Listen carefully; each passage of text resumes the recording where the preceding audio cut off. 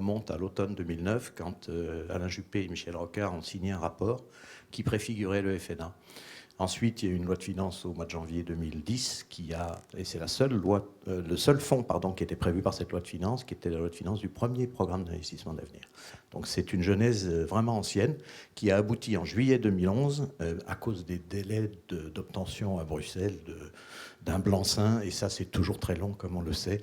Dieu merci, les FNA suivants n'ont pas eu besoin ou n'auront pas besoin de cette validation européenne qui fait toujours prendre un petit peu de temps. Donc je voudrais remercier la BPI de nous accueillir comme chaque année sur le FNA et Nicolas d'introduire ses propos. C'est un endroit magique pour l'amorçage puisque c'est le hub. Donc on est très très content de se retrouver. On est surtout très content d'avoir une réunion en présentiel en plus des gens qui sont en visio. Voilà ce que je voulais dire pour commencer. On peut peut-être envoyer les chiffres qui vont permettre de comprendre qu'il y avait des objectifs à atteindre et que le FNA, comme l'a dit Nicolas, est un très grand succès du PIA. Donc les premiers chiffres que vous avez sous les yeux, 1,1 milliard, c'est 600 millions pour le FNA numéro 1, 500 millions pour le FNA numéro 2. J'ai plusieurs fois dit chaque année qu'on avait une vocation, nous, à faire en sorte que le marché se substitue au fil du temps à l'intervention publique. Je pense que ça se passe comme ça. D'ailleurs, on le verra sur une autre statistique. Et effectivement, je confirme ce qu'a dit Nicolas, il y aura un FNA 3, ce qui est important, parce que ça veut dire que l'amorçage continuera d'être financé par la sphère publique de façon relativement massive, au moins jusqu'en 2027 ou 2028, compte tenu de ce qui reste dans FNA 2 et de ce que nous allons mettre dans FNA 3 pour un montant de 400 millions. 37 fonds souscrits pour 19 équipes, ça signifie qu'il y a déjà eu beaucoup de fonds successeurs. Les gens se sont habitués finalement à venir chercher de l'argent sur le FNA. 12 en fait. Sur les 37, t'en as 12. 12 ouais, c'est ça. Ce qui montre bien que la machine est en route. Voilà. Alors 60% de sociétés deep tech, Benjamin reviendra sur ce sujet-là tout à l'heure. 60% de sociétés avec aucun chiffre d'affaires à l'entrée. Je rappelle que la règle de départ du FNA, faiblement dérogatoire, qui avait fait un peu crier les uns et les autres, c'était qu'on devait uniquement financer avec les fonds du FNA des sociétés qui ne faisaient pas encore de chiffre d'affaires. J'ai bien dit sous faible exception dérogatoire. Donc ce chiffre est logique. Et 600 sociétés financées, c'est rapporté 1,3 milliard de chiffre d'affaires annuel, ça fait à peu près 2 millions de chiffre d'affaires moyens par entreprise, sachant que la plupart étaient sans chiffre d'affaires. Ça signifie quand même un peu plus pour celles qui ont déjà de la maturité. Rapidement, et là encore Nicolas l'a évoqué fort justement, le FEI a été dès le départ très suiveur de cette initiative et très présent dans les souscriptions des premiers fonds d'amorçage. Et on a surtout, le chiffre à retenir, c'est 42% FNA d'emprise moyen sur les fonds qui ont été financés par le FNA. C'est beaucoup mieux que l'objectif qu'on avait en tête. De mémoire, Benjamin, 55-60% à peu près. Vous pouvez aller jusqu'à 60%. C'est ça. Ouais. Donc là, on a clairement dépassé l'objectif. Et surtout, 36% de financement privé, ça aussi, on ne pensait pas qu'on arriverait à ce niveau-là. On penserait 25-30 probablement. Donc c'est plutôt des bonnes nouvelles et des bonnes surprises. Et je crois que c'est le slide suivant qui montre que ça a été une évolution dans le temps qui a réduit l'emprise FNA sur les différentes levées de fonds. Donc si on peut pas, voilà. On l'a maintenant sous les yeux. 2011-2015, 48%. On était plus près des 55-60 qu'on avait en tête. Et depuis 2016, 38%. Ce qui montre que l'argent privé et d'autres sources de financement sont venus se substituer, ou en tout cas s'ajouter, plutôt que se substituer d'ailleurs. Comme le montre le chiffre à côté, c'est plutôt s'ajouter que se substituer, puisque la taille moyenne des fonds a augmenté de 50% sur la deuxième période prise en considération, là encore très supérieure à l'objectif qu'on s'était fixé, puisqu'on avait dit minimum 25 millions de taille pour les fonds nationaux, et qu'on est quand même très très supérieur à ce chiffre-là.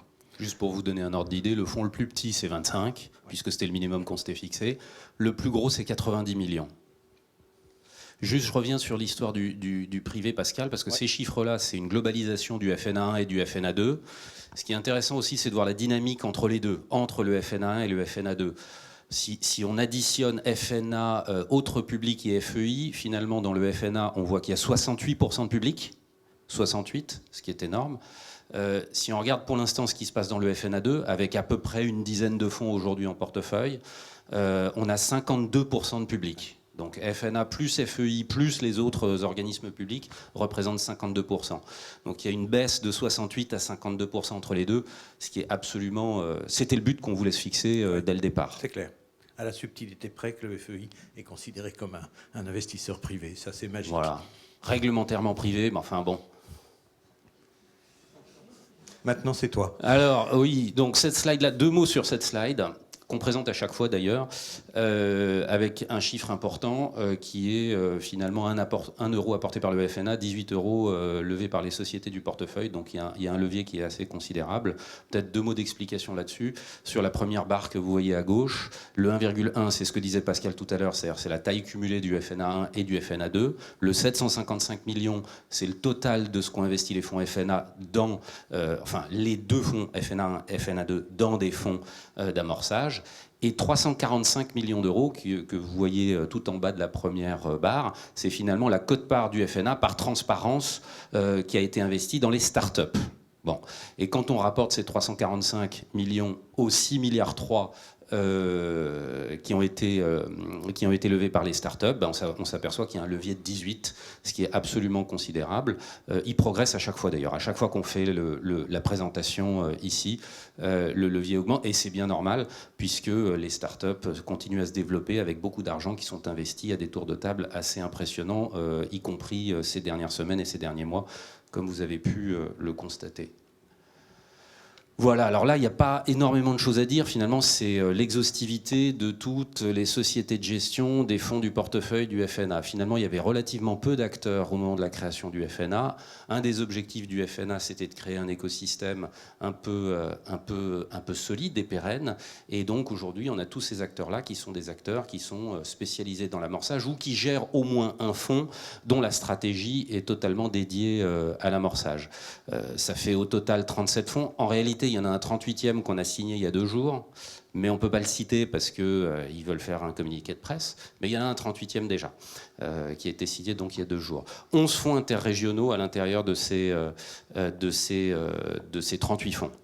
Ça, juste d'un mot, les fonds régionaux, c'est vraiment important parce que quand on a créé le FNA, il y avait une inquiétude considérable des régions sur le fait que ça allait être un outil purement parisien. Je me rappelle très bien de réunions à Cassini, de gens qui sont venus me voir très inquiets. Je crois que et FNA 1 et FNA 2 ont démontré que la dimension régionale a été parfaitement prise en compte et respectée.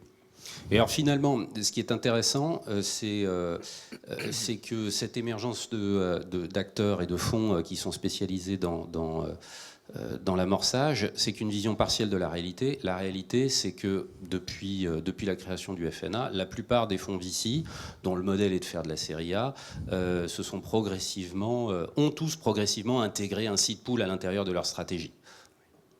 On ne va pas les citer parce qu'il y en a plein, mais finalement, ils investissent tous à l'amorçage, au même titre que ces acteurs-là, et des montants assez massifs, avec la capacité derrière à venir en série A, en série B, en série C, et parfois même en growth.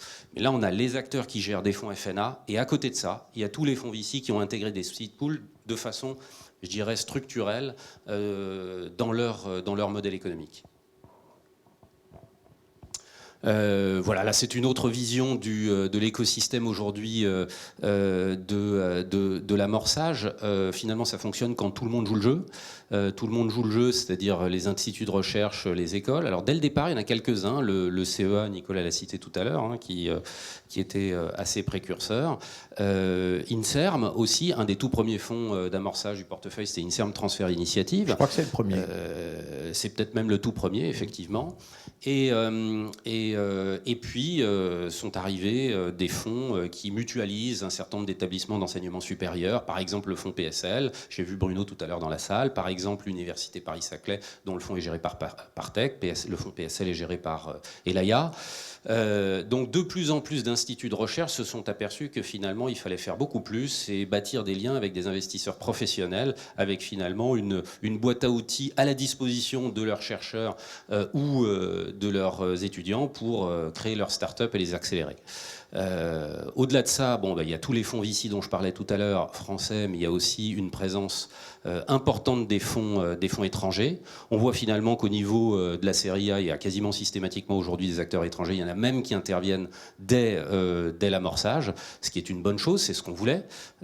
Et puis les incubateurs et les SAT. Ça, c'est la couverture du territoire. Alors, j'y reviens pas parce que finalement, le chiffre a été cité tout à l'heure. 55% des startups qui ont été financées par les fonds d'amorçage sont en région, en dehors d'Île-de-France, avec évidemment une partie importante en région Auvergne-Rhône-Alpes et puis toutes les autres régions. Aquitaine aussi, évidemment. Voilà. Mais ça.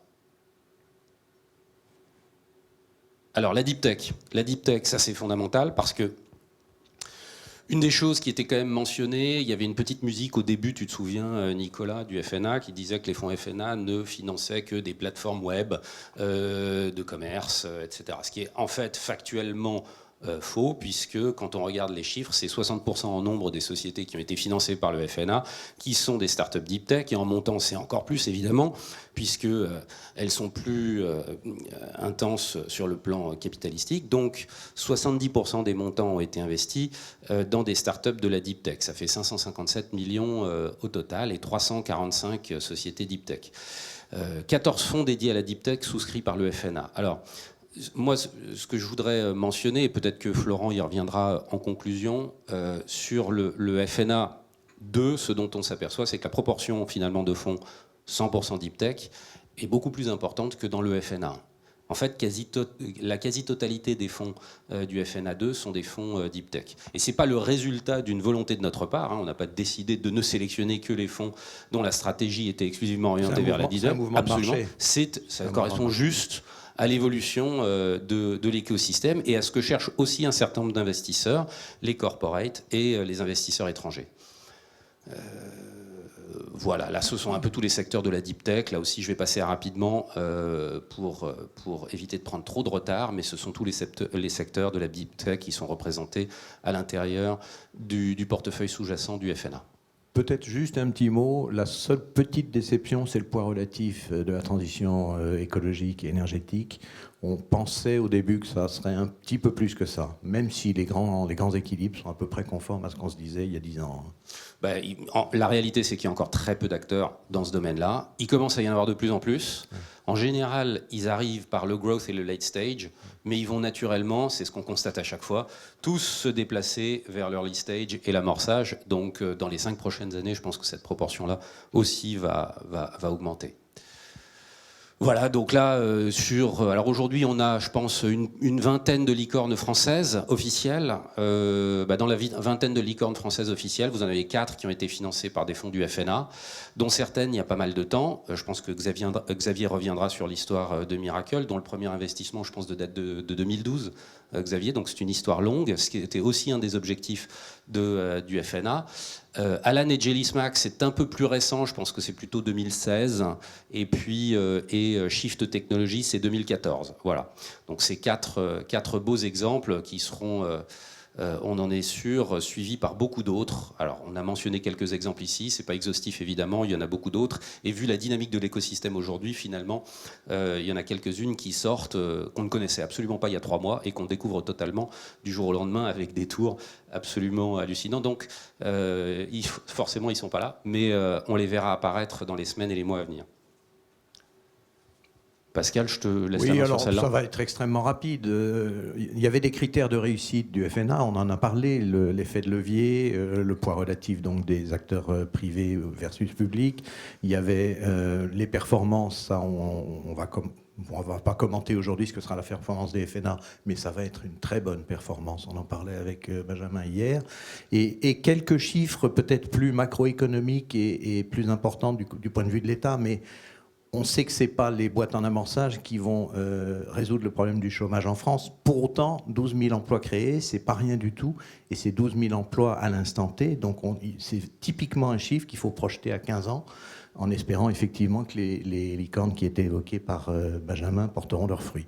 Le chiffre d'affaires global, j'en ai dit un mot tout à l'heure, j'y reviens pas. Bon, les dépenses de R&D, évidemment, ce sont des gros consommateurs et du crédit impôt recherche. Et qui font pas mal de dépenses R&D annuellement. Et les brevets déposés, ça en revanche, oui, c'est quand même un élément de la puissance économique des startups françaises. Ça a déposé pas mal de brevets. Ça, je pense que le chiffre, c'est le chiffre depuis l'origine. Hein. Ouais. Oui, c'est ça. Donc il n'y a pas d'autre chose à dire. Ce sont plutôt des bons chiffres de notre point de vue, tels qu'on s'interrogeait il y a maintenant une dizaine d'années sur le sujet. Bon, là, c'est les cessions industrielles. Ça, c'est un sujet qui, en revanche, est à la fois sensible et important. Les industriels français sont historiquement insuffisamment acheteurs de start-up. Je pense que le sujet progresse, et on a quelques exemples qui sont repris ici sur lesquels je ne vais pas revenir. On voudrait qu'il continue de progresser, c'est-à-dire que systématiquement au sein de la sphère publique, et notamment gouvernementale, on se fait parfois épingler en nous disant telle entreprise n'a pas été rachetée par un acteur français. Et je pense que chez BPI c'est pareil, Nicolas. On est tous très soucieux à chaque fois qu'une situation comme ça se présente de s'être assuré au moins qu'il n'y avait pas d'acheteurs français, ce qui arrive malheureusement de temps en temps. Plus nos industriels seront sensibles à la qualité de nos startups, et c'est vous qui êtes les meilleurs vendeurs de la qualité de ces startups, je pense que plus l'État français sera assez content que ce qui a été le financement du FNA et puis servir à renforcer à terme le tissu des ETI ou des grandes entreprises à travers des acquisitions françaises. Voilà. Mais on ne pourra pas racheter 100% avec des acteurs français. Ça, c'est un monde non mondialisé qui ne correspond pas à la réalité. On le montrait sur la slide de l'écosystème tout à l'heure, hein, c'est-à-dire l'objectif c'est que les corporates fassent plus de R&D en rachetant des startups. Absolument. On en a de plus en plus et ça ce sont quelques exemples effectivement qui l'illustrent et on voit aussi qu'il y a des industriels étrangers qui s'intéressent forcément à la qualité des startups françaises aujourd'hui. Alors une précision, 50 sessions industrielles, donc il y a eu 110 sessions au total à date, donc 50 sessions industrielles, ça montre bien que c'est une des voies de sortie importantes, surtout quand on sait que 40% des 110 c'est des sorties par voie de liquidation. Donc en réalité, les 50 sessions, c'est 50 en dehors de ces 40%. Donc c'est massivement des industriels qui rachètent aujourd'hui les startups du portefeuille sous-jacent du FNA. Alors 2 mots sur la performance. La performance est bonne. Alors là, c'est pas tellement pour montrer que la performance est bonne, que c'est positif, etc. Ce qui est intéressant, c'est de voir que finalement, dans la toute première convention, je crois, qui avait été conclue par l'État, il était prévu que le FNA soit juste génère une performance financière. C'était, je crois, une rédaction un peu sibylline de ce type-là. On s'était débrouillé pour ne pas mettre Voilà. de chiffres. Exactement. Donc ça pouvait être 0,1 et finalement l'objectif était atteint. En réalité, aujourd'hui, on est bien au-dessus, même si le 1,9 c'est du latent, avec ce que vous savez sur le niveau des valorisations actuelles. Néanmoins, c'est une bonne chose. Alors, donc ça veut dire que ça va rapporter de l'argent à l'État, mais surtout, ça démontre que c'est une classe d'actifs qui peut être rentable. Et c'est une des raisons pour lesquelles les investisseurs privés ont investi de plus en plus dans les fonds FNA. C'est une des raisons pour lesquelles aussi les fonds de VC ont de plus en plus intégré des seed pools à l'intérieur de leur stratégie. On peut gagner, et très bien, sa vie en investissant à l'amorçage. C'était pas un concept qui était gagné d'avance ou admis comme tel au moment de la création du FNA. Alors pour montrer quand même que les fonds FNA prennent des risques, je disais tout à l'heure qu'il y a eu 110 sessions à date. Sur ces 110 sessions, il y en a 40% qui se sont faites les pieds devant, donc par la voie d'une liquidation, et 60% qui se sont faites à des niveaux de multiples inférieurs à 1. Donc là aussi, on voit que le taux de sinistre est très élevé à l'intérieur de cette statistique relative aux sorties, ce qui montre que les fonds FNA jouent le jeu et prennent des risques. Voilà. Ce qui pourrait être, quand on voit le 1,9, ce qui pourrait être un peu masqué par le chiffre de 1,9 qu'on voit là. Voilà, donc 55% des fonds ont un TVPI supérieur à une fois, et il y en a 2 tiers qui ont déjà commencé à distribuer, et certains à des niveaux importants.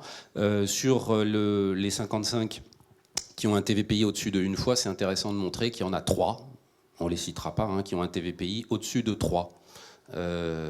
Donc il commence à y avoir quelques fonds FNA avec des niveaux de performance qui sont vraiment, vraiment bonnes, et certains bien au-dessus de 3 d'ailleurs. Voilà sur ce qu'on pouvait dire, hein, finalement. Tu veux rajouter un petit mot, Pascal ? Juste un petit mot, parce que je ne l'ai pas fait. C'est le fruit de votre travail, hein, que vous avez sous les yeux. Les équipes de BPI ont fait un bon boulot. Je pense que l'État a eu une conscience qu'il fallait avoir pour sauver une classe d'actifs il y a 10 ans.